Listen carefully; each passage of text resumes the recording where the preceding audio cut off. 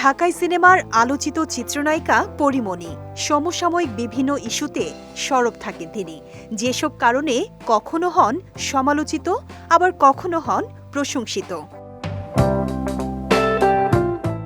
৫ ফেব্রুয়ারির রাতে শেখ হাসিনার বক্তৃতা প্রচারকে কেন্দ্র করে বিক্ষুব্ধ ছাত্র জনতা ধানমন্ডি ৩২ নম্বরে বাড়ি ভাঙচুর চালায়। বিষয়টি নিয়ে সামাজিক যোগাযোগ মাধ্যমে দুই দলে বিভক্ত হতে দেখা গেছে। কেউ কেউ ৩২ নম্বরে বঙ্গবন্ধু শেখ মুজিবুর রহমানের বাড়ি ভাঙার পক্ষ নিয়েছেন, কেউ আবার করেছেন সমালোচনা। ঢাকাই সিনেমার চিত্রনায়িকা পরীমণি অবশ্য দুই পক্ষকেই শান্ত থাকার আহ্বান জানিয়েছেন। এদিন রাতেই এক ফেসবুক স্ট্যাটাসে তিনি বলেছেন, প্রতিহিংসা, প্রতিশোধ নাকি ক্ষমা, কোনটা শান্তি দেয়? আল্লাহ সবার মনকে শান্ত করে দিক, আমিন।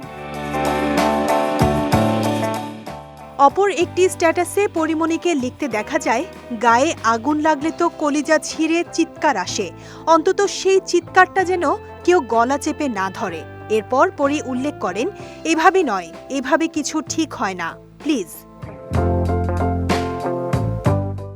এই স্ট্যাটাসের পর পরীমণির কমেন্ট বক্সে ঝড় বয়ে যেতে দেখা গেছে, যার অধিকাংশই নায়িকাকে উদ্দেশ্য করে বিভিন্ন নেতিবাচক মন্তব্য, যে কারণে বাধ্য হয়ে পরে ফেসবুক থেকে একটি পোস্ট ডিলিট করে ফেলেন অভিনেত্রী।